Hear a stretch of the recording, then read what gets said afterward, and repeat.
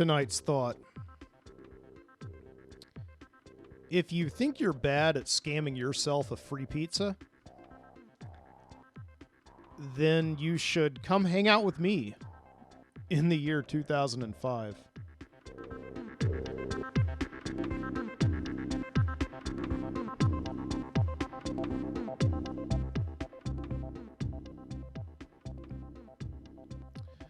Yeah, there I was on the back porch, holding the cellular phone in my sweaty hand.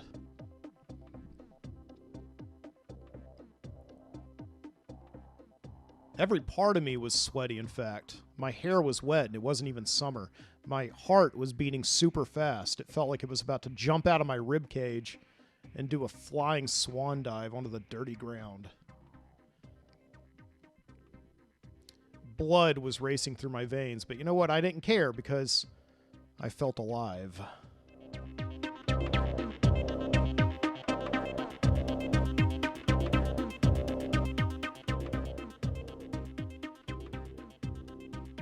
It's now or never.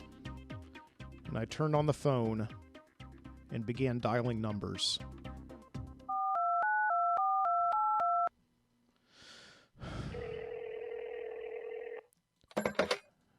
Get the door, it's Domino's. Oh, yeah, hi.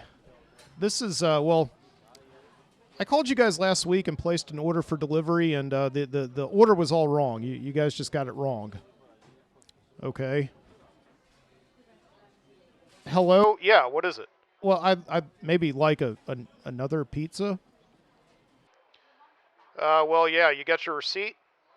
My receipt? No, I threw away my receipt, but I can tell you exactly what it was. And okay, well, when did you order it again? Would you say you ordered it?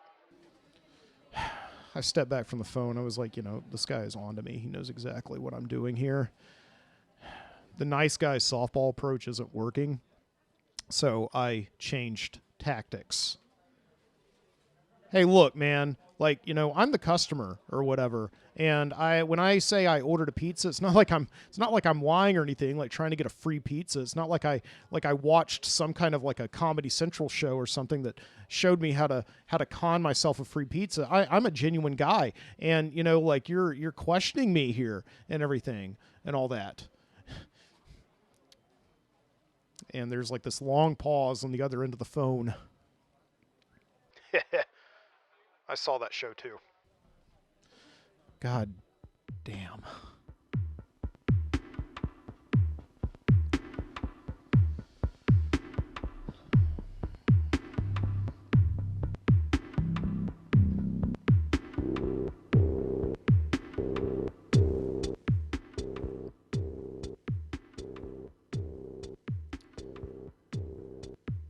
So, he didn't buy it.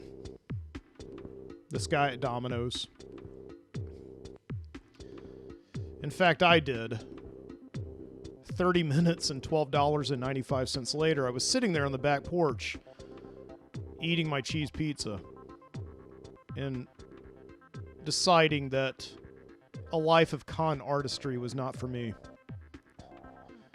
Not at all.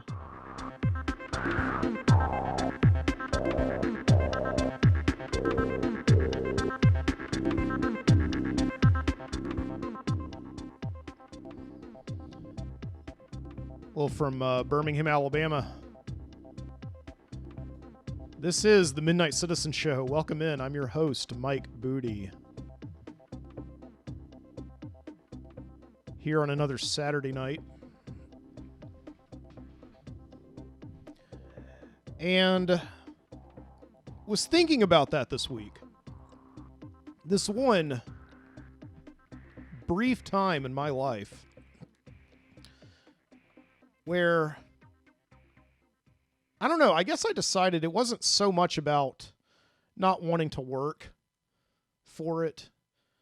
It was just about the rush of excitement that you get, you know, getting something for free, that attracted me to being a con artist. And that, and also there was this show on Comedy Central. I wonder if you remember this show. Do you remember this show?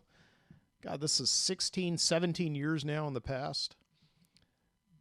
And I know that it was in 2005 that I was on the back porch trying to con myself a pizza from Domino's, right? Calling them up and actually telling them that they had messed up an order, and the logic being that no kid working at Domino's is really going to care about giving away a pizza without, proof that it's actually a credible return and an exchange for a bad pizza. Okay.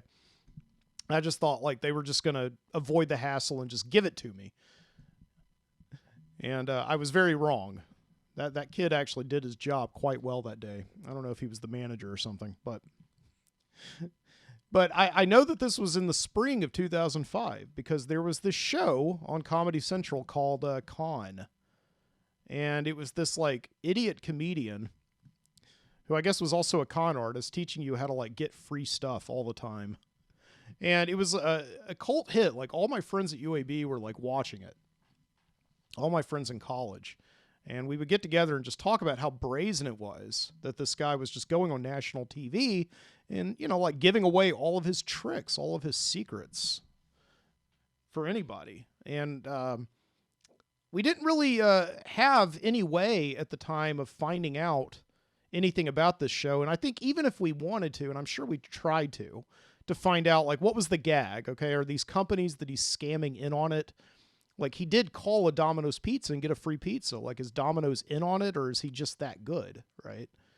And we didn't know, and I think Comedy Central was kind of trying to keep the lid on it to preserve the mystery about it, right? But nevertheless, we were very fascinated by this show Con, okay? And we wanted to be cons as well, because that's just who we were. I was in my early 20s along with everybody else, and we were still at that point in life where I think we think that the entire world, I don't know, owes us something, and we were going to go get it, right? And not pay for it, okay? So it was on a dare that I called and tried to con myself a pizza. My friend said, I dare you to do that. And okay. Dare culture was very big in the early 2000s. Jackass was still on television at the time. Viva La Bam. People were just like on TV, just doing crazy things and just living life. And I've never considered myself like an outrageous person, somebody who does over-the-top things or tries to scam things or exploit loopholes and all that. I've always like followed the rules, and I think that's what made me such a terrible con artist. It's the same thing that like made me a bad prank caller when I was a kid. I would always like call people up and just in 5 seconds give myself away, right? And just like hang the phone up in panic or like throw the phone into the freezer, just like not even wanting to look at it, just being scared of it. Yeah, that's something I did once, which was weird. Right. But yeah, that was my short life as a con artist there on the back porch in the spring of 2005. And just that pizza was like my, I guess my parting gift, right? To prove that, that this world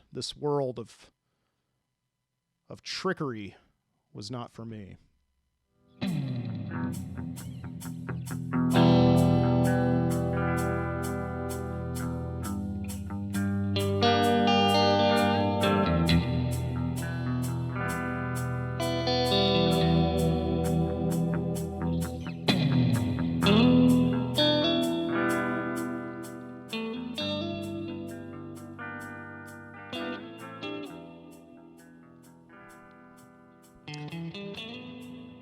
Yeah, I think I learned a valuable lesson that day. And it's one that I still think about to this day. I think that the world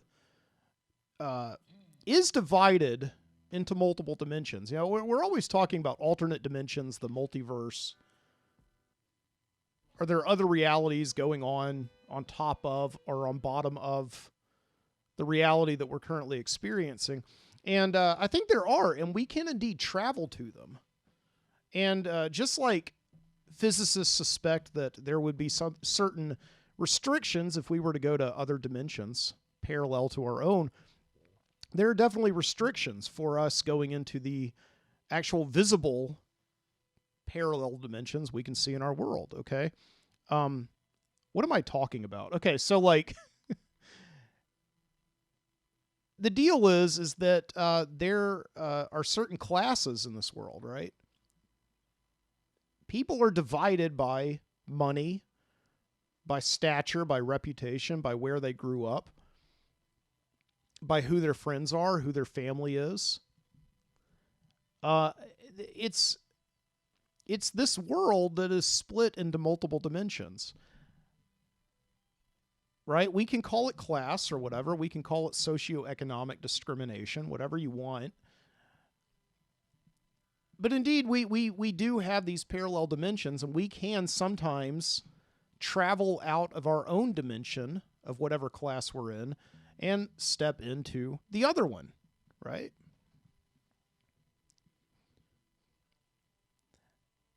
And here in America, we have this idea that that's the goal, okay? You don't want to end up where you started off. You always want to be moving up the ladder, okay? You want to be traveling out of your own dimension that you were born into and end up in another one, in another better one, ideally, okay? So we spend our lives trying to do that, trying to escape our dimensions. And occasionally, one of us may break through. Like if you're a Mark Zuckerberg type. Although I think like Mark Zuckerberg, even though he's definitely like an elite billionaire, and he's in a dimension of like godly status in terms of class, right? He's up there. If we were to do like the dimensional conversion rate to like ancient Greece, he would be like hanging out there on Mount Olympus along with Jeff Bezos and Elon Musk, Rupert Murdoch, I guess, people like that, right? But there's no doubt, Mark Zuckerberg started out as this unassuming kid living with roommates in Harvard, and he created this thing called the Facebook that launched him out of this fairly upper tier dimension of rich people and into like something that few people on this earth have ever witnessed. Okay. Like he's like in the top 20 or 50 or so of the richest people who have ever lived on this planet now. Right. Okay. So for many of us, we realize that we're never going to get to this point where we will be able to travel interdimensionally in this world before we die. So we have to kind of cut corners and figure things out. And right now, I think I was like born into this generation of like hustling all the time. People really, really do not like the idea that they are trapped in this dimension. So people my age are, whatever you want to call them, millennials, are always finding ways. And so there's this culture of scammers out there and con artists. And you no doubt may have seen a lot of shows lately on streaming services such as Netflix and HBO that have been releasing like a documentary or a miniseries every single week that talks about Generation Scam, right? These con artists are constantly trying to break into other dimensions using their wits and using their hustle. And yes, constantly breaking the law. Okay. And it's fascinating because obviously this moves two ways. Like right now, there are two types of things. I guess what I'm saying, let me give you an example. This week on Netflix, I've been watching this show that just dropped last week called Inventing Anna. Right? You may have seen this. So this is a show about this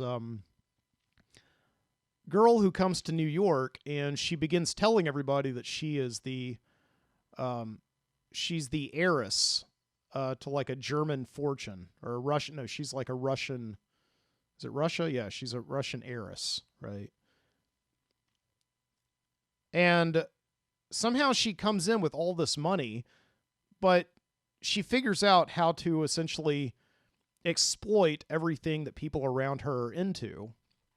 And she works her way into the highest echelons of the glitterati. These people who move on social media, going all over the world just so they can have like that perfect background to take a picture for their Instagram, right? People who like throw around American Express cards like they're candy. And she manages to work her way into all of this, okay? Her real name is Anna Sorokin, and I believe she's in prison right now, so she eventually got caught. But she managed to essentially just move from person to person, making friends with all these different people who were not really of the upper echelon. They were actually in the dimension that I guess I'm probably in. And maybe a lot of you are probably in, right? These working class people. They may have like a desk job. They're not necessarily blue collar, right? But they have a job and they have a credit card with a pretty good limit on it. And she manages to make friends with these working class people, take them out of their boring dimensions of like bill paying and waking up at 8 o'clock and going to a job. And she brings them into the other dimension with her. So she actually is a visitor into the rich, wealthy, stratospherically elite dimension. And she's bringing people with her. She's like, come in here and check out what this is like, what this other world is like. So she brings them in and they go to nightclubs and they have champagne and caviar. They go to like the most exclusive hotel resorts in the world. They go on yachts, okay? And they all have a great time. Because what she realizes with this Anna Sorokin, who goes by the name Anna Delvey, that's her assumed name, right? What she realizes is that as long as you look the part in this other dimension, which is based very much in superficial notions of who people are, you can get along for a really, really long time as long as you are assuming that role and you're playing that part in this weird dimension, okay? You can get by because you're charging everything. And then, of course, when the bill comes, she leaves, right? So this is Anna Sorokin on this, or AKA Anna Delvey, right? On this new show, Inventing Anna on Netflix.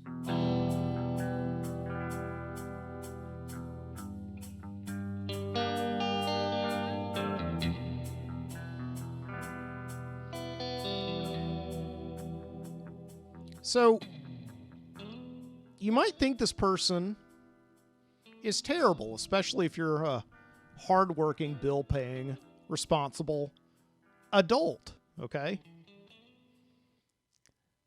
But the weird thing about this show, and also HBO did a documentary on her as well, Anna Delvey,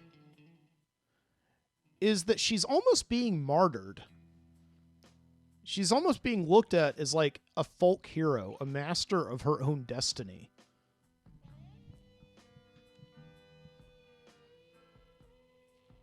Somebody who doesn't accept the dimension that they were born into and realize they were never going to be able to travel out of that world And so they use the one really good thing that our middle class, blue collar realm gives us. It gives us wits, the ability to survive, the ability to walk through the world and do things for ourselves, learn skills. Okay. And she realized that the rich, wealthy people in this other realm were not always like that. They were used to having things handed to them all the time. They were used to basically making yourself accessorize your appearance. That was like the skill, and she knew how to do that.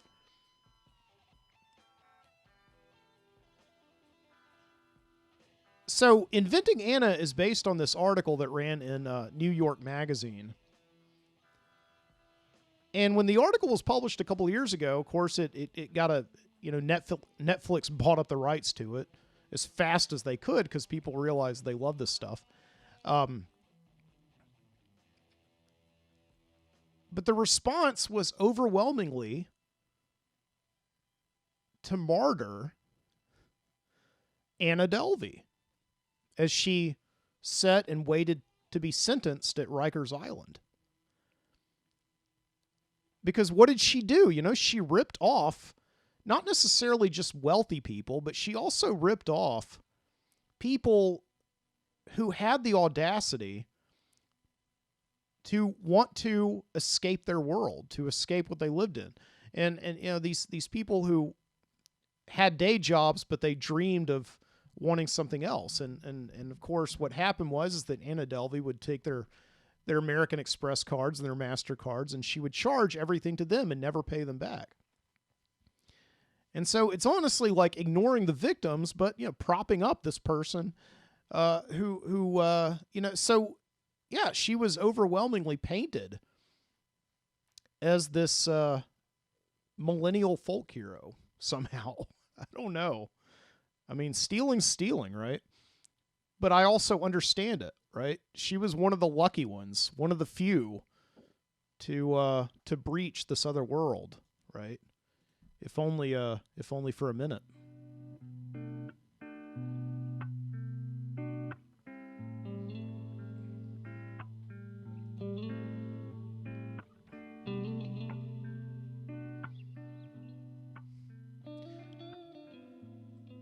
On the other hand, when it goes the other way, when the wealthy become the conners themselves, right? That's almost like they become crucified in the public sphere, okay? So you take like Bernie Madoff, for instance. This guy who ran like the ultimate Ponzi scheme for something like 40 years, taking money from investors and then using that money to pay off other investors to make everybody always think that they were making this nice fat profit, okay? Bernie Madoff was crucified because he was already in that stratospheric Mount Olympus sphere of rich people. And so there was nothing for him to do, and all he was doing was essentially coming into like the working class world and taking from those people. He was stealing upward, okay? And then you also think about the college admissions scandal. People like Felicity Huffman and Lori Loughlin, right? And all these other wealthy people who were bribing the coaches of these niche sports at top flight universities, like bribing the sailing coach at Stanford. I mean, who does that?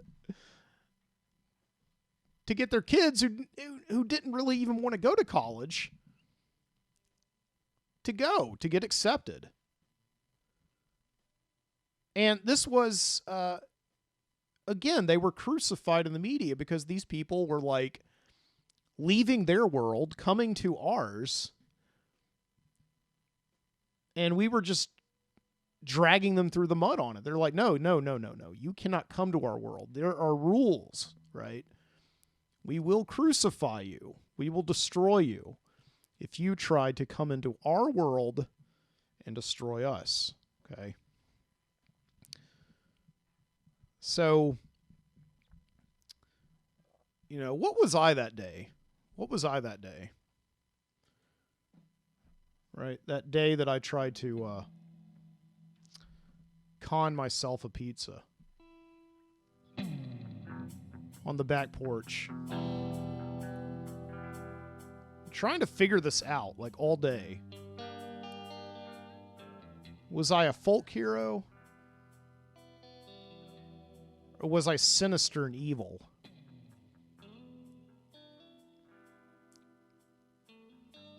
Was I just seeing what this other world was like? A world where you don't have to worry about paying money for a pizza because it's just always going to be there. People are always going to give you whatever you need. What was I? I think I was just a douchebag. I don't know.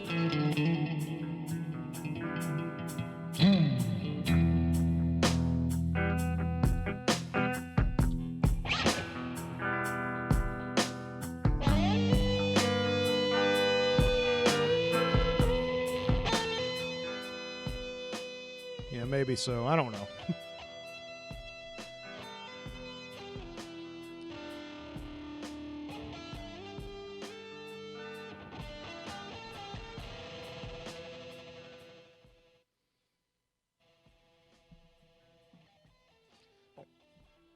So, I looked for evidence of this show Con that used to come on Comedy Central.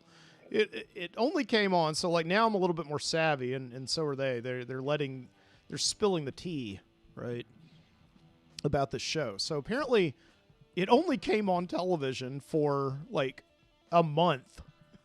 So this is an incredibly specific time in American broadcast history that this show was on the television, okay?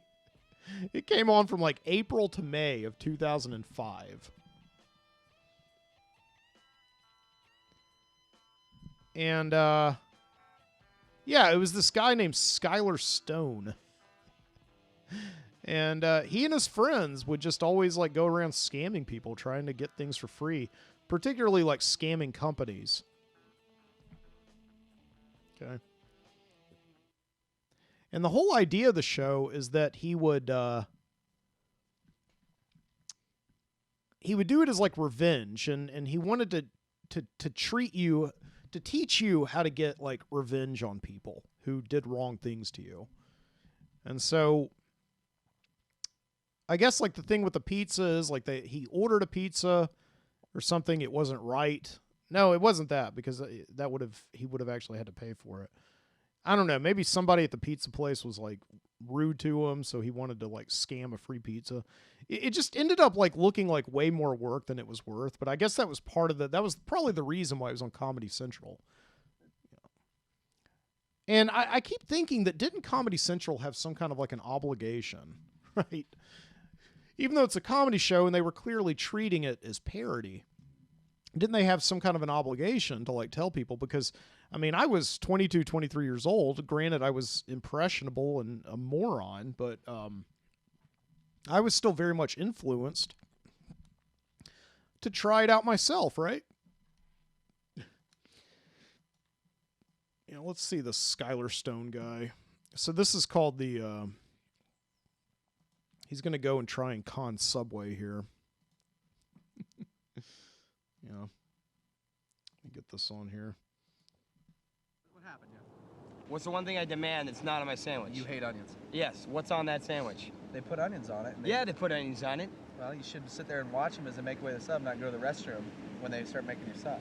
Why should I have to watch them? Watch them do their job. Because they're put onions sandwich on it. artists. They put onions on it. Yeah, and they're horrible artists. And how can you eat that shit? Right behind us. The girl with the shirt on. All right, we're not leaving, so you can go to another God. sub and get another sub. We got to do something about it. We can't. I don't know if these guys would yeah, well, I'm fucking screwed out of lunch. survive in like the current culture. Like they're using their cameraman to like spy on girls sunbathing on the beach. And they're very much like the frat bro kind of archetype. right? Like sunglasses, polo shirt, cargo shorts, walking on the beach, getting mad at like Subway employees for making their sandwich wrong. We go inside the store. Like you dress up like. Yeah, I dress up like Jared. Dude, that'd be the ultimate con job. If they fucking bought it and we made fools of them, I would have no problem even doing that. Talking about making fools of the Subway people. I got to turn it down there because I hear for some reason somehow they're playing Led Zeppelin, like in the background. And this video is not being struck for copyright reasons. I get struck for copyright reasons all the time. Like, did they scam YouTube into like saying that Led Zeppelin was, I don't know. So like I've watched this video already. I'm going to kind of skip around on it. So like what's essentially happening here, right, is that they're calling Subway up and they're pretending to be Jared Fogel's agent. Remember Jared? Yeah, this is a long time ago. Jared was the Subway spokesman who I believe is serving time in jail now. Not for being a, well, I guess he is kind of a con artist, but he apparently was into children. But anyway, so they're calling a Subway restaurant saying that they're going to like bring Jared on a celebrity media tour to their Subway restaurant. And hilarity ensues. So I'm kind of going down, and we'll see when they actually get to the Subway. Oh yeah, along the way he actually does this other mini-con that I think is quite brilliant, but it's also kind of sad. Like he's in the car, he's gonna like call a Jack in the Box. He's waiting on me. It's good to loosen up. Because I know what it takes to lose weight, people. I missed that. So yeah, no, he calls a Jack in the Box and says like, hey, I ordered a hamburger and you guys made it wrong, and I wanted it with onions and you guys gave it to me without onions. And he does this by like going to a trash can and just finding a Jack in the Box receipt and driving through the drive-thru, and like that's kind of brilliant, but at the same time that's disgusting. Like you're rooting through a trash can just so you can get a free Jack in the Box. I don't know. But yeah, here they are at Subway. Oh my God, good to see you. Thanks for bringing out the welcome mat for me, rolling out the red carpet. No, look what they brought. Are those tulips, Mike? Yes. I didn't get you tulips. Yogi got you tulips. Oh my, Yogi, let me tell you something, man. A lot of people do things in life that they don't remember. Well, what you just did for me, I will remember from here on out. Do you understand that? You are a special person, and you bless people with your smile and your warmth. You're like a fireplace. You know that? And everybody hovers around you to stay warm. I wish I had a marshmallow. I'd hang it over your head right now. This guy's amazing. And Pry? Can I call you Pry or Pre, or how are we working that? So they got this guy pretending to be Jared. Like the Subway people came out with flowers to welcome him. Like this is just so sad. Honestly, it's like just these two guys who are fairly, obviously, quite privileged to have the ability to like get a limo and get a camera crew to film their shenanigans, coming through just like filming these hardworking people at like a Subway restaurant, which, you know, you work at Subway, your life is already kind of, I don't know. So, everything smooth so far? I'd love to get back there. I'd love to help out if you guys don't mind. It's 11:30 to 2:30. 11:30 to 2:30? Yeah. Turkey and lettuce only, baby. That's how I do things. Let's make some subs. Let's make some people happy. Let's put some. So now he's like going behind the counter and making subs and violating health code. Fantastic. And by the way, they're doing this because Subway made his sandwich wrong, and so they're doing this just so he can get a free sandwich. And again, like the fact that they're going way overboard with this is supposed to be the joke. I get that. There just still seems to be something so wrong with just play golf with Tiger Woods. There just seems to be something so wrong with scamming innocent, hardworking people, right? And again, it's like this thing where it's like this privileged class comes into like a dimension that's not their own, and they rip people off and then leave it. Right? It's just, it's insanely mean-spirited. But I was looking at the Wikipedia page for Con and this show that came on in 2005, and right, you never know with these shows, okay? You never know with them. like what's real and what's not. Okay, but I'm sure that Con went off the air, one, because it was a very controversial show, but two, because I think even in 2005, people were pretty keen that they didn't really want to, just watch people being jerks to each other on television in this fashion, right? They wanted it like more organically, like reality television, people living in a house together and being jerks to each other. That was fine because everything was on the level, but this idea of like deception as a form of entertainment, and I think even back then was pretty hard for people to take. And I have a hard time watching this now. Just seeing this, like, look at this like poor woman. Just, oh man. And just seeing that poor Subway employee coming out with like all those flowers, right? It's awful. So yeah, like Comedy Central, the way that they got away with the show is they would actually work with the companies that this guy Skylar Stone was ripping off, and it would be like free advertising. That's the way that the show was pitched. And so the companies would know, and Comedy Central would know. The only people who didn't know were the employees at this company when he was ripping them off. So like these employees at Subway had no idea, because of course that would ruin the surprise, the illusion, right? And these people would have to fake like they didn't know what was going on. So, like, okay, that's fine. At least these companies are not losing money, I guess. But at the same time, it's also really terrible, because I would feel, as an employee of Subway, I would feel terrible that my company would, like, exploit me and, like, make me feel like a fool on national television. It would just be, that would be pretty tough, right? That would be pretty hard to swallow as a Subway employee.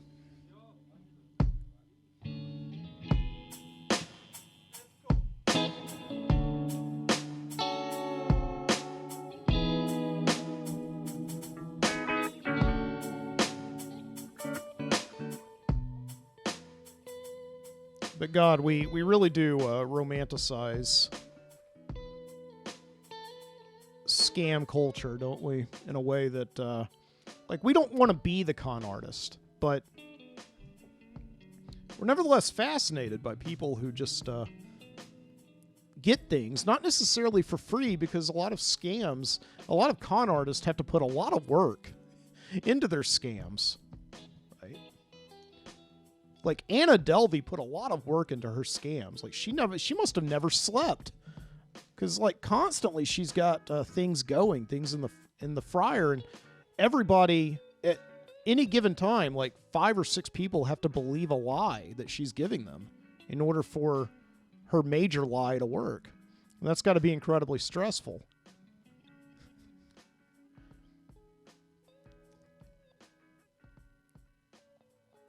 So even though they are con artists, we almost like admire them for just using, like, having the gall and the audacity to tell these lies and to use their wits, right? Even though the ultimate ending of every con story is that they don't get away with it. But I've heard, like, a lot of con artists, okay, when they're interviewed,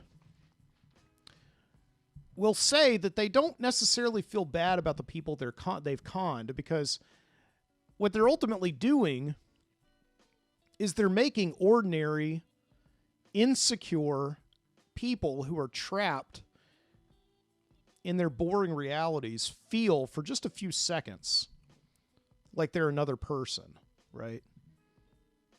It's like a fantasy camp that they don't even know that they're a part of. Yeah,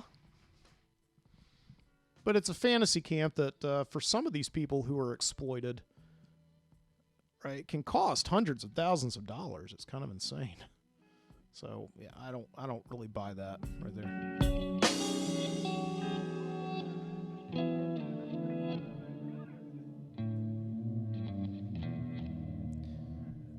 All right.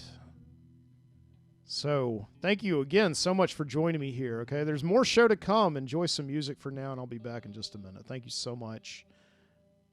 Once again, I'll see you after the break.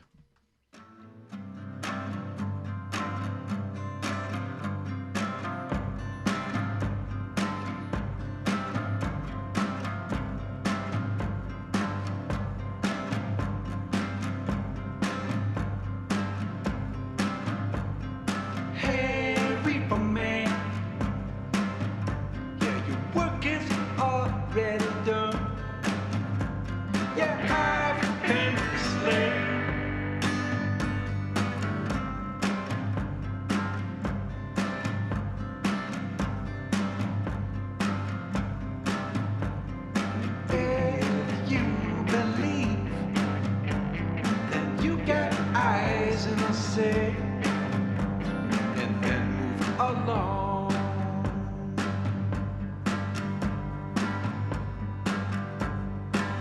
And watch me pop that clutch and tread head to infinity at the idiot's revival. Yeah, you and me. Slack-jawed basking in the light of a sunken wilderness.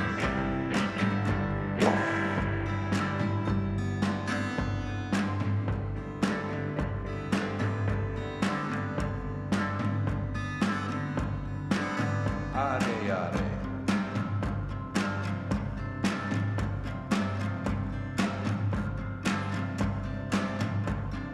Hey, shows the people.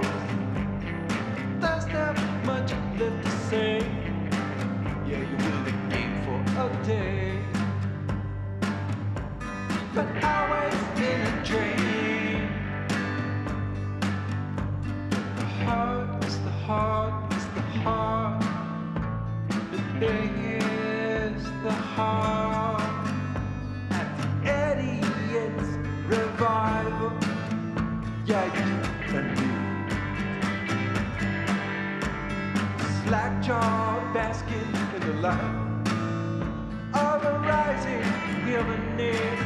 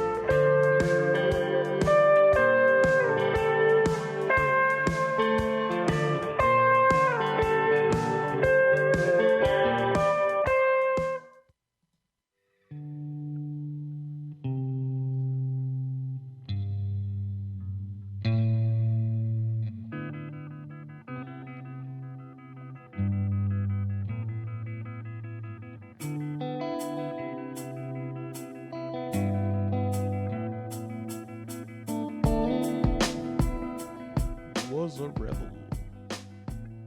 He rode. through the West. Welcome back into the Midnight Citizen studio here on a Saturday night. I hope you enjoyed that little musical interlude. A tradition of sorts here on the show. We always like to play music that is available free on the Free Music Archive as long as you attribute it, which I am about to do now. Yeah, the first track we had was Idiot Revival by Blonde Elantra, followed by Jack Adkins with a nice little instrumental blues track, which I don't play that often on the music breaks, Slipping Away. Slipping Away. And you can get both of those. Download both of those tracks along with like the tracks of other amazing artists, really, on the Free Music Archive. Okay. They do this stuff for free and allow people like myself to use it on their own shows as long as we attribute them, which I just did. Links in the show description at mikebooty.com/The Midnight Citizen.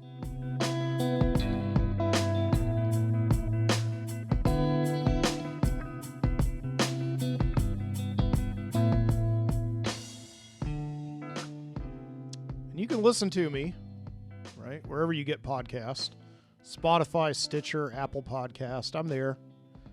As well as on the Overnightscape Underground, onsug.com. You can find me there as well.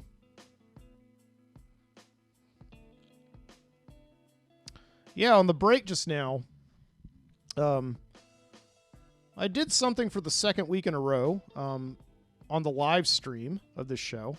You can actually see me doing the show over at youtube.com/MikeBooty. That's where I am right now, doing the live show, which is live on tape. I'm not actually doing a live show, but it will be up there. A video of me in front of the microphone saying these things. Yeah, I streamed for, once again, I streamed the what I'm calling Nightcam, right, where we take you each week to a different live stream camera somewhere on the planet, watching people live their lives, right, as it happens. So tonight, where do we go? Yeah, we went to Venice Beach in Los Angeles, California. Beautiful Venice Beach, watching people there. Little piggies living their piggy lives, right? That's probably not the right thing to say when you're talking about, like Los Angeles. I don't know. But yeah, no, I'm watching that right now. See what's going on. Yeah, this is a nice night cam because it's a big widescreen shot looking down the boardwalk. Well, not really the boardwalk, but like the asphalt of Venice Beach. I believe I saw this recently in a movie called I Love You, Man. It was like these two guys walking down Venice Beach with their dog and getting in fights with Lou Ferrigno, the Incredible Hulk from television. But yeah, it's super like nice. People are walking around just having a good time here on Earth on February 19th, 2022. Right? It's one of those guys coming by and like those, we don't have rickshaws anymore, like where people would like actually put you in a cart and they would pull you around like rickshaws. They don't have those anymore now. They have those people like riding on bicycles, right? And the bicycles are attached to a cart. I guess because the rickshaw just like looks kind of cruel and it's probably associated with like slavery. I don't know. And then there's like this, there was this guy dancing around without a shirt off. Is that like crazy or is that just LA? I don't know.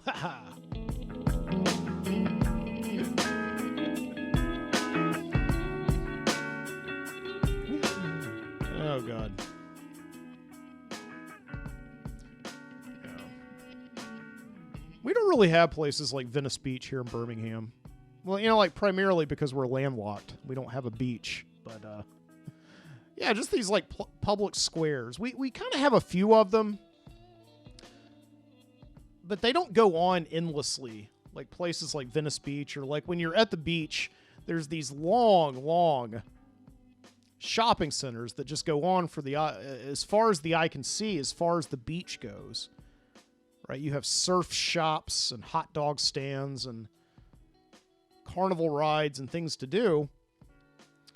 And we don't have that in Birmingham. Like, we have a couple of parks, some nice green spaces. I think I actually heard once that Birmingham has more green space per capita than any other city in the United States. I mean, I guess so if you count, like, the woods, but I don't know. I mean, I should know this kind of thing. I used to work for a park here. I used to work for a green space. That was like a statistic that always got thrown around, but I wasn't sure it was true.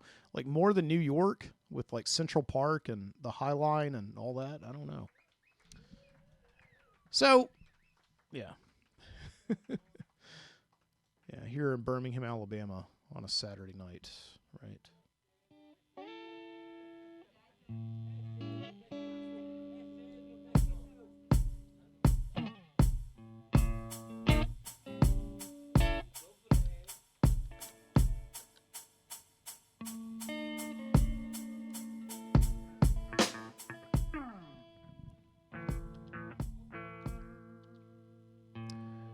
You know, it's wild, this idea of being like in a position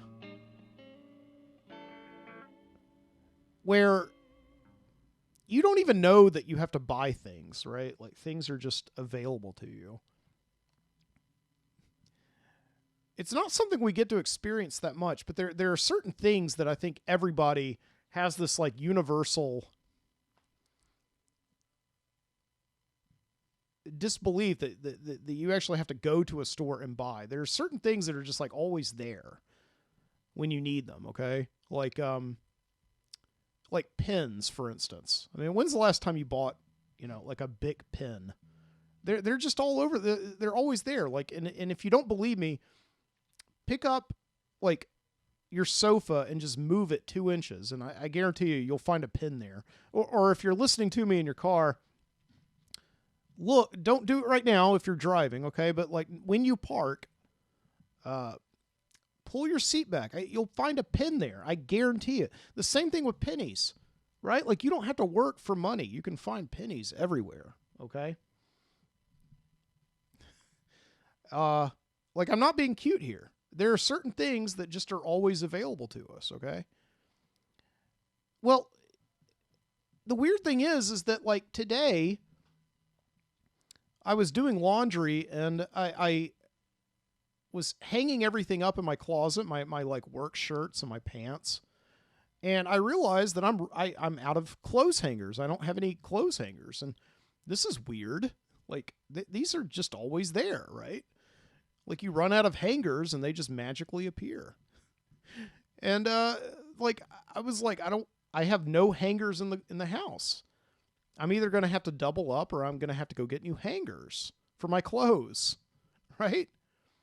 And like, I don't know how to do this, right? So I go down to Publix and lo and behold, there's like a whole shelf of hangers there and they're selling them, right? Like, I have them over here. Hang on just a second. Let me, I'll show them to you, okay? You know, just let me, give me a second.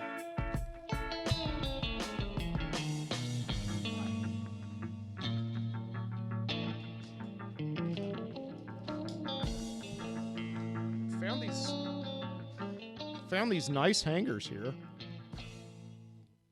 Okay? Like $3, you had to buy them. I've never bought clothes hangers in my entire life. But there I am in Publix on a Sunday afternoon, right? Buying these things, okay? Found them on a rack. I did not know that they're always just there if I need them, but you know, today they weren't, so I had to Go buy them. Another thing that I saw for sale, I didn't get any of these because I never need these because I don't live in the 1930s. Clothes hangers, like clothespins. I mean, you know, these clothespins, these things that you, the little wooden things on hinges, right? I didn't mean to sound like elitist by saying I'm not in the 1930s, but, you know, like whenever you watch movies about the Great Depression, there's always people like hanging up clothes on clotheslines outside their farmhouses, right? I don't really have a need for clothespins. Like, what do you use those for other than like hanging up laundry? Like, I know that like when we were in grade school, we would put them on our noses and like on our ears and stuff and watch like the color drain from them. But yeah, you could buy clothespins. You could get like a whole pack of them for $5. Like, is that a lot for clothespins? I don't know. Are clothespins suffering in this economy as well? Do we have to give more money for clothespins, right? But I just had this feeling today as I was buying my clothes hangers, right? I'm not really sure it was necessary to get up and get these. Because if you're listening, you can't see them. And if you're watching, you're like, so what? But, right. I was just like today, is this what it feels like to be rich, right? To just like wake up in the morning and the things that you need are just presented to you, right? Like you see in the movies, you know, people wake up and they just have like this butler bring them breakfast or whatever. And, you know, just if they run out of something, it's just there for them the next day. I don't know. It's like Mr. Burns, right, on The Simpsons when he loses all of his money and he actually has to go shopping, and he goes to like the grocery store and he sees Krusty-O's and he's like, "Do you have any Burnzos?" Right? He just thinks that everybody has their own personalized cereal or something. Yeah, I don't know. And this is always a joke in movies, but I kind of feel today like it must be true. Like we do just assume that we will always have pens until we don't have pens. Like I legitimately had to go to the dollar store one time because I could not find any pens in my house at all. No pens at all. It was a pen apocalypse.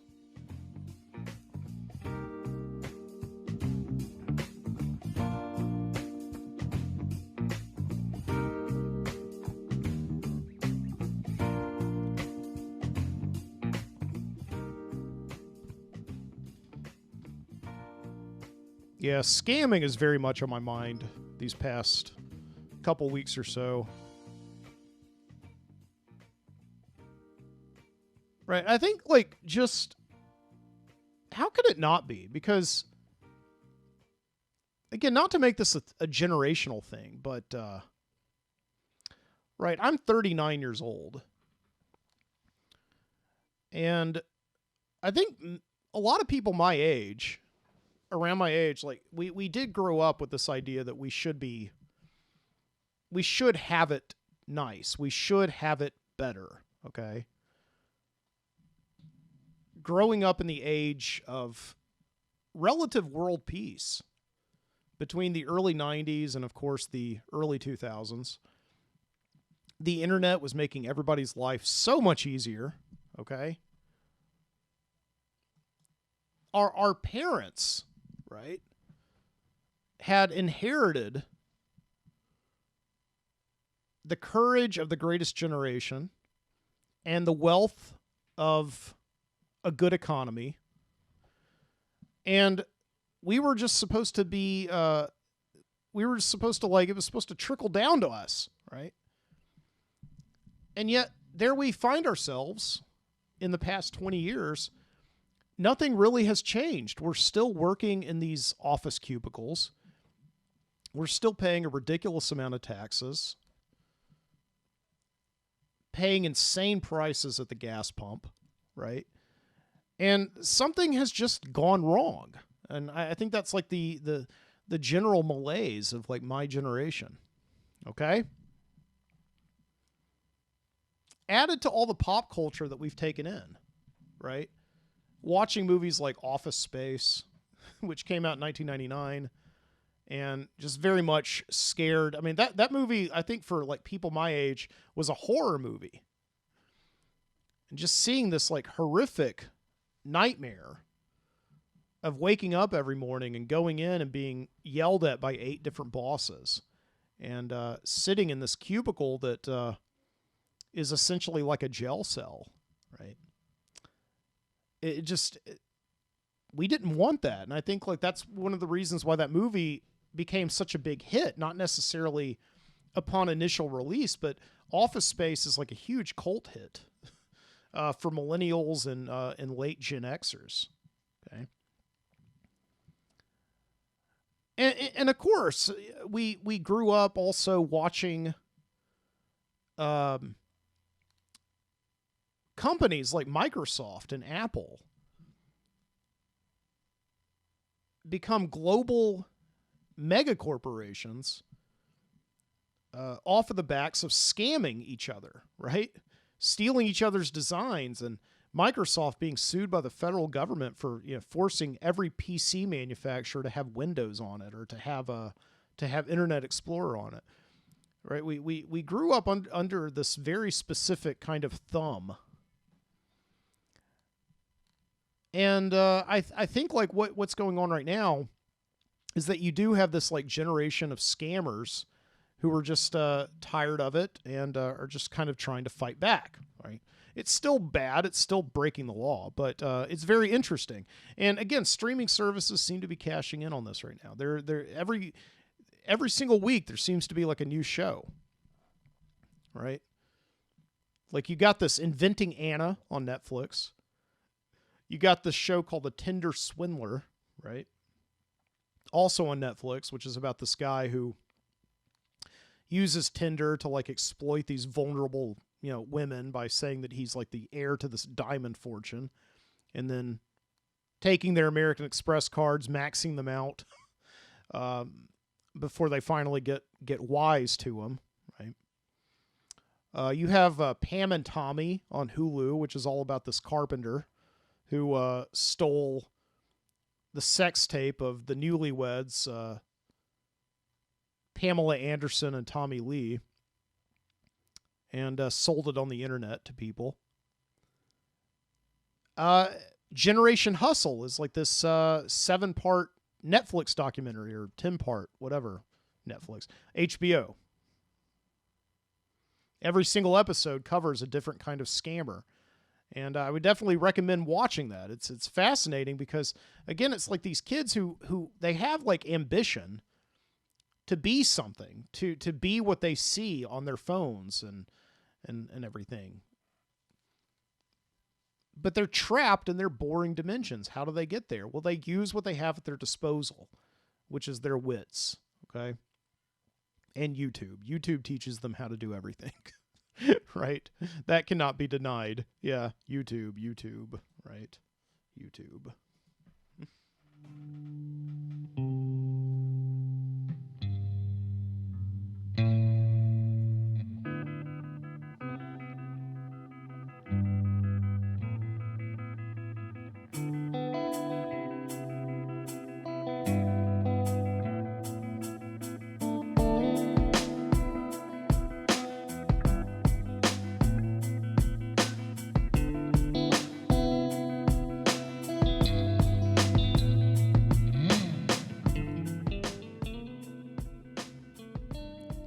But I think the original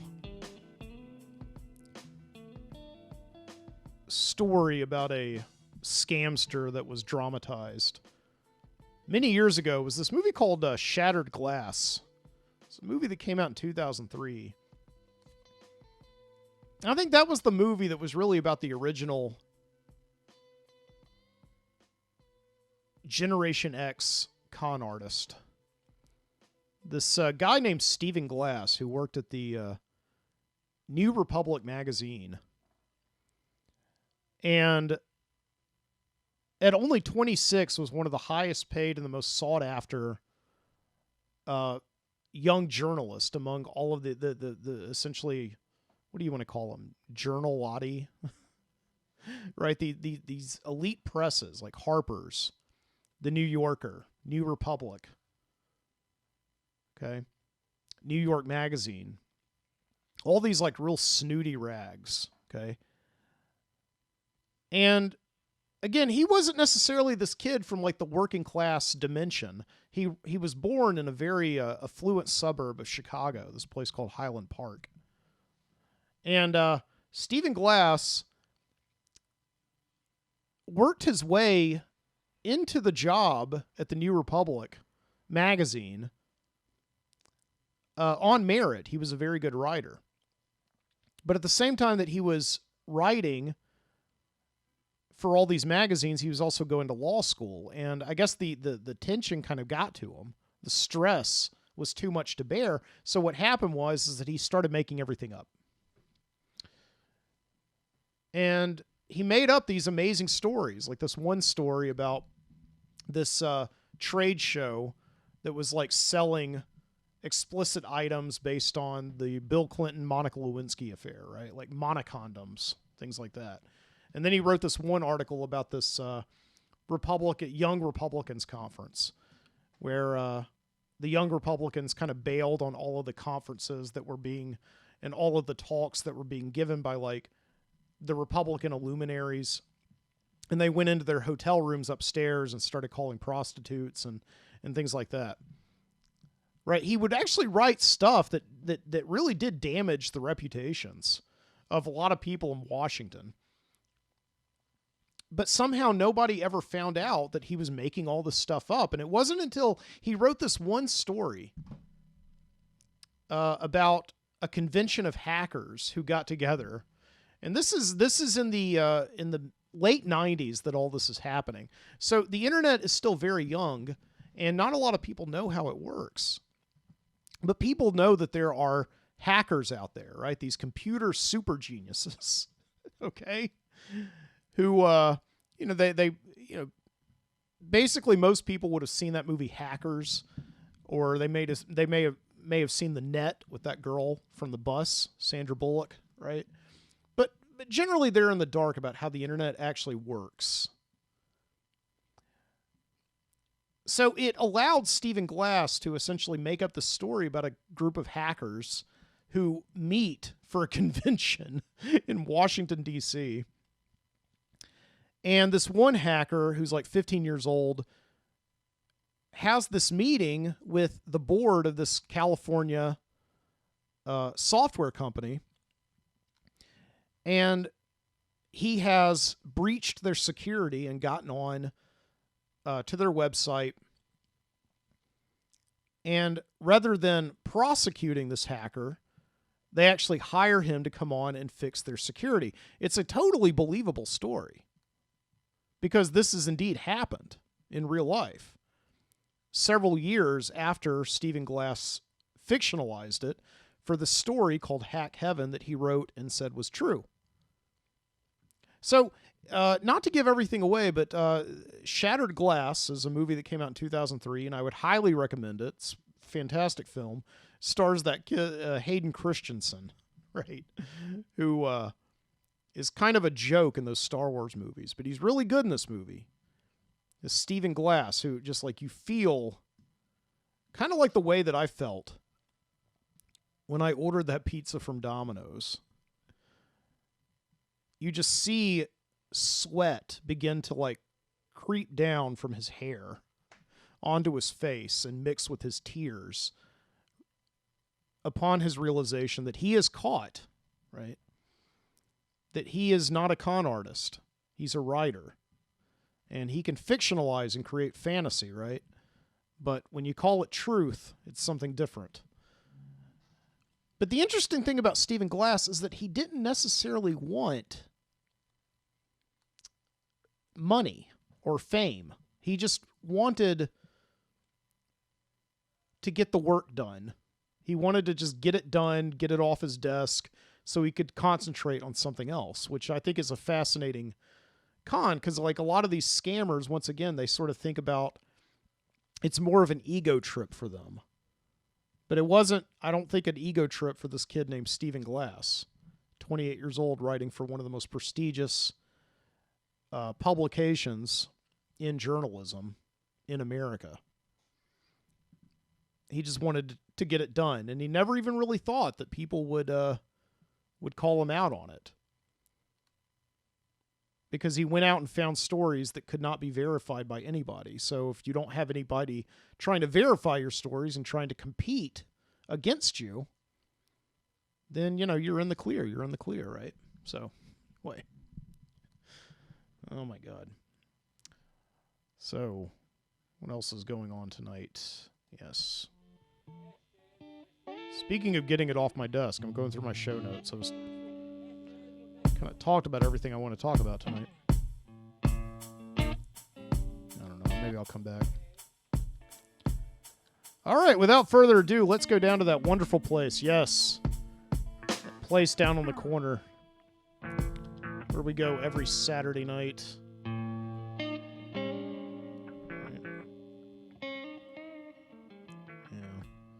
Let's head down to the Video Street Video Store. Yes, check out some of their new stock and enjoy it. I'll see you right back here right after that.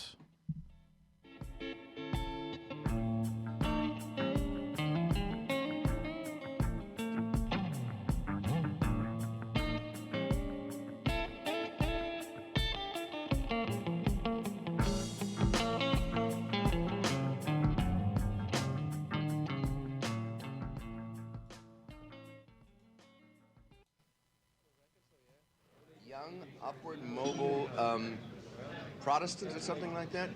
Well, I don't know. It's people who work hard and get up very early in the morning to catch the Japanese market, whatever that may be. It's not a life that I've led myself, really.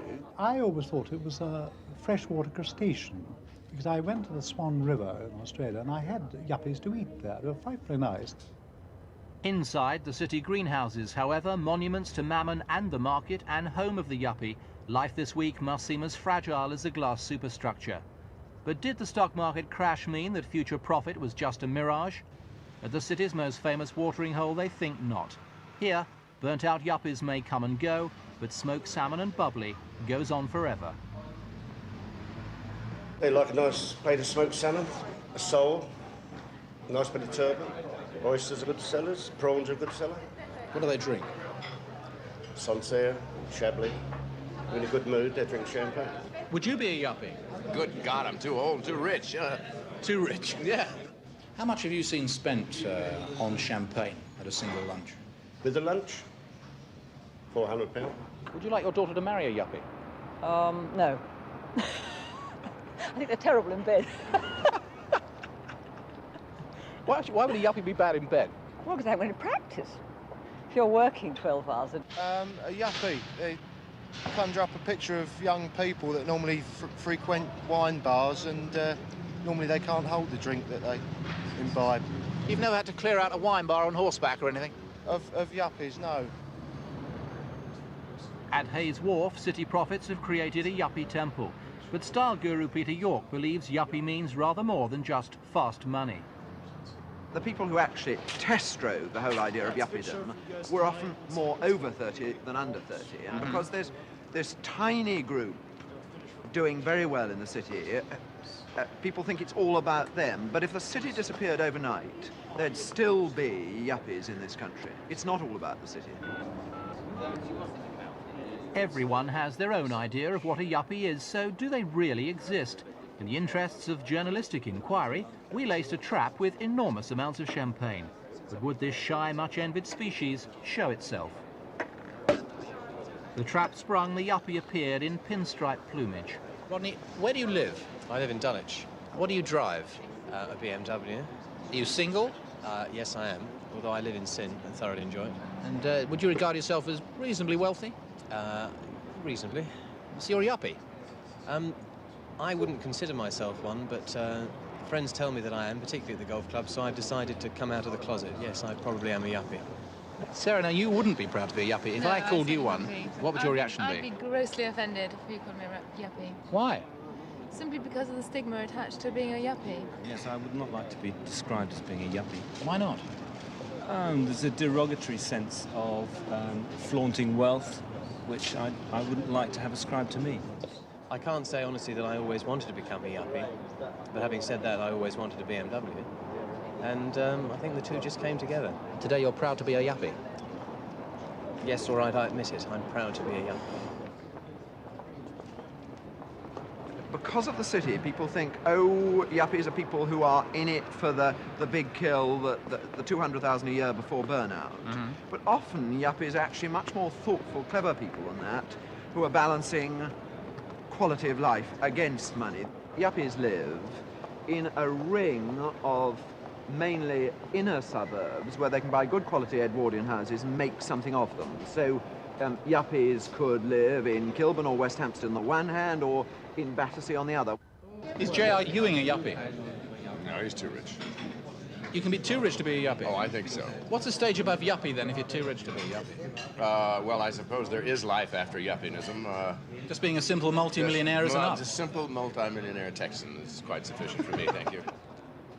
Peter, I have to say, you come across to me as Yuppie. Are you a Yuppie? Well, Lindsay, I have to say, I've left all that behind me. Too vulgar for you? No, I've done it. Is this Yuppie, then, the suit? Yes, absolutely. Shirt, This is tie? completely down-the-line, cliché Yuppie style, yes. Yuppie looks fairly conservative, then, to me. Indeed. Indeed. At the Dorchester, the upwardly mobile mix with those like Lord Snowdon, who can't go upward anymore without falling off. Once he was the ultimate self-made young man. Today, photographer to the stars, he launches his latest collection, the ideal coffee table book for the Yuppie home. And if you pictured Yuppies as under 30, think again. What did you think of your portrait, Mr. Morley? I thought it was most flattering, as indeed all good portraits should be. I looked lively and young. That's the important thing nowadays. Are you an older Yuppie? Well, I've been a Yuppie all my life. Yeah, I don't know what it means except to try and make money easily. But yes, I rather like the word. I suppose all in all, if I was young enough and mobile enough, I'd awfully like to be a Yuppie. It seems to be the only hope for the future, doesn't it? Yuppies make a lot of money. I don't think we're in the same league. Yes, I'm deeply envious of anybody who's mobile anywhere, really. As my own career has stagnated these many years past. And if it means that you can have a little bed sitting room in Battersea or some equally salubrious part, say Wandsworth, that seems to be an important part of being a Yuppie. I would very much like to be one. Don't you think they're much duller than somebody like you, though? I mean, they spend most of their lives making money. My dear fellow, I'm inordinately dull and penniless to boot. I'd rather be equally dull and rather better off. But you wouldn't mind being described as a Yuppie yourself? No, I am described as a Yuppie. I'm the oldest living Yuppie. You can't be very upwardly mobile if you work for Thames Television, can you? You think I'm downwardly mobile now? I would have thought so, otherwise you'd be BBC.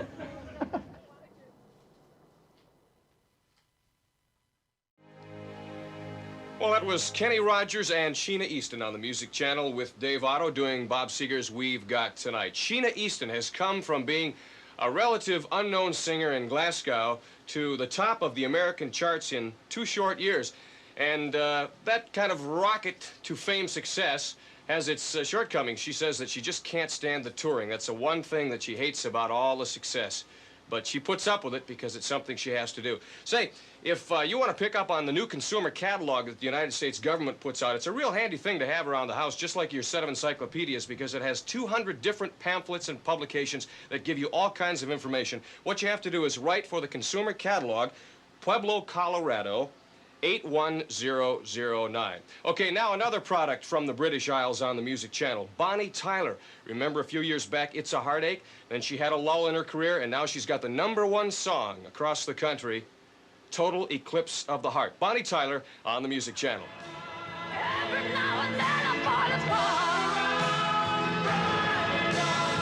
Now, not too long ago, Quincy Jones discovered a singer by the name of Jeffrey Osborne. Remember, On the Wings of Love? That was a great song. Well, recently the Music Channel caught up with Jeffrey Osborne, and here's what he had to say.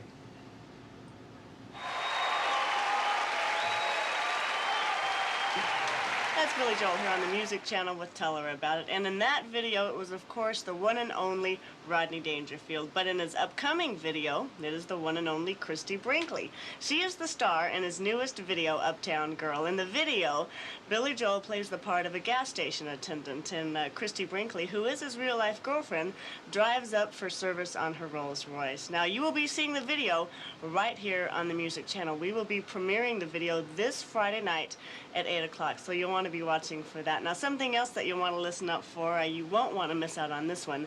The Music Channel and Billy Joel have gotten together to present to you the Music Channel Billy Joel Concert Contest. The Music Channel will fly the winner plus 4 friends from anywhere in the country to New York for Billy Joel's New York concert appearance. We'll have a Rolls Royce waiting for you at the airport. You will be driven right up to the front door where Billy Joel will be performing, and you will get backstage passes plus an invitation to the after-concert show. If you'd like to enter for that one, just send us a card to the Music Channel. We're at 7509 North 35th Avenue in Phoenix, Arizona. Zip code is 85021.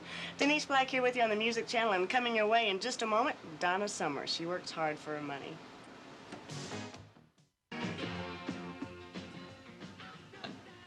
Alive and kicking at the Carlton, that's Elton John. I'm still standing here on the Music Channel. And I'm D.W. Thomas. You know, Elton's been quite a busy man recently. He's currently working on putting together his 1984 Summer International Concert Tour, and he plans to share the bill on that tour with Rod Stewart. In addition, Elton is making a move to get back into the movie business. You might remember a number of years back when Elton starred in the movie Tommy when he was playing the pinball wizard. Well, now he's hoping to co-star with Liza Minnelli. This is the Music Channel on the Satellite Program Network, a chance for you to view some of the finest contemporary music available in America today, in places like El Paso, Texas, on the Group W communication system. And if you're watching in El Paso, we hope that you're enjoying the things that you're seeing on the Music Channel. Coming up in just a moment, I've got the music of a man who's hoping to have his first television series packaged and ready to go by next spring. Ronnie Millsap and his song Stranger in My House, here on the Music Channel.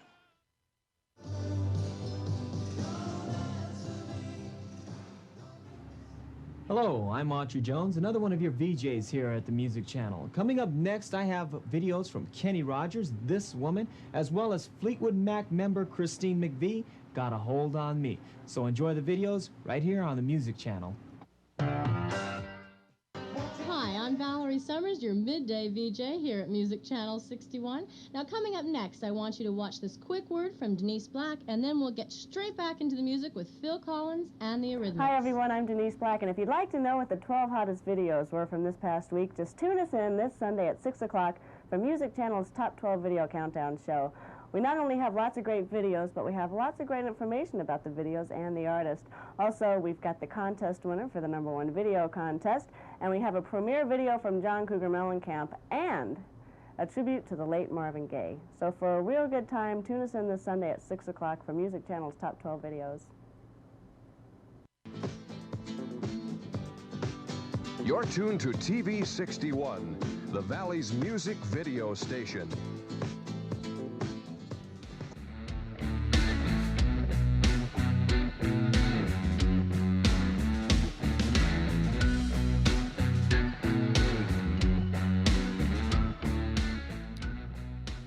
Nice trip down to the Video Street Video Store. Yeah, what's going on at Venice Beach right now? We got more bicycle rickshaw people. I don't know who's running this camera. It says it's property of the Venice Hotel. I hope I'm not violating any copyright right now by showing this, but there's clearly somebody who's running the camera, because the thing, it's not like last week at the Martini Bar that I showed you in St. Augustine, Florida, where it was just stationary the whole time. But yeah, there's very clearly somebody who's like zooming in and panning, and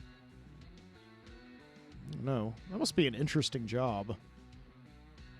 It's like, yeah, we're gonna, I just imagine it's like putting Luke Skywalker at like the Millennium Falcon or something like that, you know?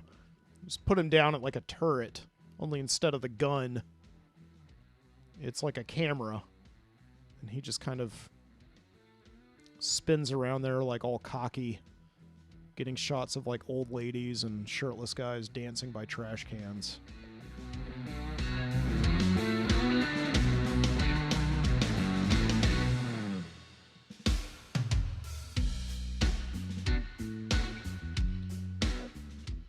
So I hope you enjoyed that. Some good video for you. And kind of following a theme tonight, right? A theme. I don't really do theme shows. This is kind of turning into one of those weird shows. I think I've only done like 4 of them where I basically devote the entire show to talking about one thing. Generally, I like to talk about a lot of different things, right? But this one, I've just been talking about scams, right? But yeah, we sort of like saw in that video just now, we saw like a news report from 1987 that was all about like yuppies. Like, what are yuppies? That was like the big buzzword of the 80s to describe a class of people, to put a label on a group of people. These young, upwardly mobile people just out of college who were essentially like trying to fake it until they made it, right? Living in cities, taking over the corporate world, essentially like ageism, phasing out all the old people was very much in fashion, right? Essentially like turning their realm into another realm right before their eyes, okay? And then we had like this knockoff MTV channel. It was like a locally sourced music television channel in Phoenix, Arizona. TV 61. That actually, like, you know, like how MTV would have their VJs, but their VJs, like the idea of like a video jockey, like Alan Hunter or somebody like that, they would actually be out and about, right? Like doing events, interviewing musicians, like at concerts and things like that. This channel was really sticking hard to that idea that like the VJ was somebody who would just like jockey video. So all of their VJs were just like sitting at control boards, giving you information about the music video they were playing, right? Like Christy Brinkley is Billy Joel's real girlfriend, and she appears in Uptown Girl, and he's like the lowly car mechanic who doesn't have a shot with her, right? But in this music video, they own the same oxygen. They own the same world, right? The same dimension, okay? And I think this music channel, TV 61 in Phoenix, Arizona, was trying to do that. They were trying to own the airwaves and compete with MTV, but it clearly was not working, right? Those VJs had about as much chemistry as I do at my my worst moments, right? Yeah.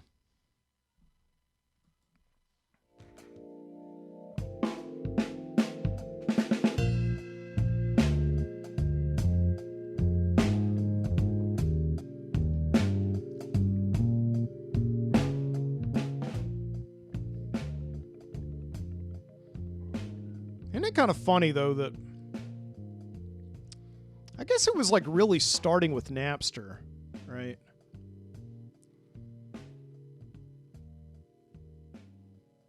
That we were kind of trained to be scammers. Everybody was doing it. We were just conditioned to share copyrighted music with each other. And initially, it was just this thing where, like, we assumed that it was okay. It's like, it's on the internet. You can download it. I mean, it's got a logo. I guess it's okay. I guess it's legal. And then very quickly, of course, when that drummer from Metallica started raising hell about it, it became clear that it wasn't okay, that anybody who was using Napster was essentially participating in a crime. But we kept doing it anyway because we had gotten used to it. And by the way, you know, the two kids who created Napster were saying that we weren't committing a crime. So there was that big trial, right, to determine who was right. And of course, it came down to the fact that we were committing a crime, right? But by that time, it was too late. Napster had turned us all, they had turned us all into thieves, right?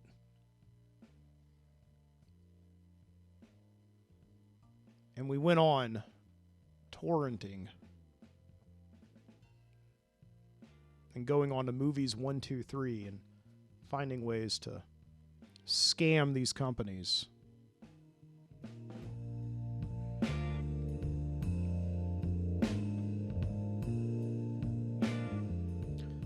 Tell you, I found out something interesting this week. You know, they had those hearings before Congress to determine if Napster was breaking the law. And of course, Lars from Metallica led the anti-Napster camp. And then there was Chuck D in the other corner. Chuck D from, what was it, Public Enemy? And Chuck D went before Congress and said, like, I believe that Napster is giving music back to the creators, not just the audience, but the creators as well. It's allowing the creators to decide what they want to do, right, with their own destiny.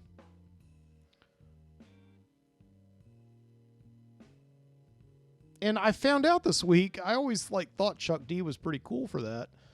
But he was paid like $50,000 by Napster to say that. Like, say what you will about Lars from Metallica, but man, Lars wasn't paid money to like sell his soul. I mean, that's kind of surprising, but like, is that really, it's kind of like a scam, right?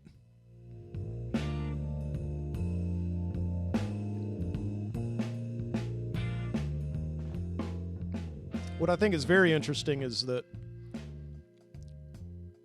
scam culture has evolved now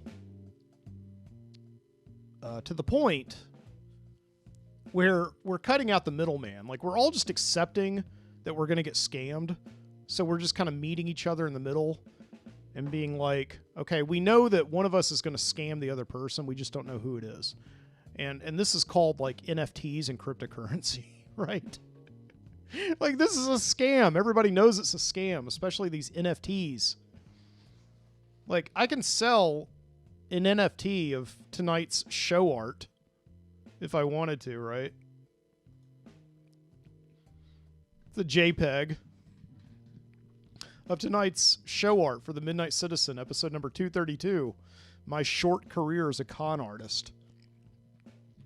I could say that that's a JPEG for $50,000, right? And I can put it out there and I can give you the code, the original code, and you can buy it, okay? So am I scamming you? Because I'm giving you something that's like pretty worthless. I mean, I think it's a good photo. I put a little bit of effort into it on Photoshop. And I think it's interesting looking to represent tonight's show. But I wouldn't sell it for $50,000. I would just like give you a copy of it. I don't know. Here you go. But no, I'm going to give it to you for $50,000, and you're going to buy it from me, right? So now, are you scamming me because you're like, haha, I know somebody who's going to give me $100,000 for this, right? So we both know that we're going to get scammed. The question is, who's gonna be the scammer and who's gonna be the scammy, right? I just think it's funny. We've gotten to the point now where we're just assuming that we're all gonna get rolled over on. We just accept it, and we create things like cryptocurrency and NFTs, and it allows us to just accept our fate, I guess, right?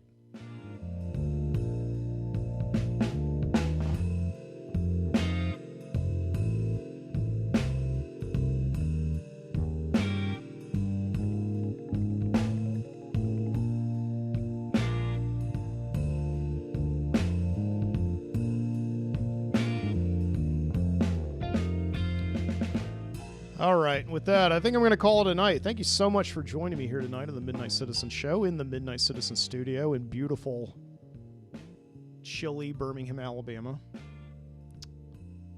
on a Saturday night here in February of 2022. Happy birthday, by the way, to my mom. And tonight's her birthday. I love you, Mom. Keep your eyes open. Not just my mom, but you as well. Keep your eyes open. Thank you so much.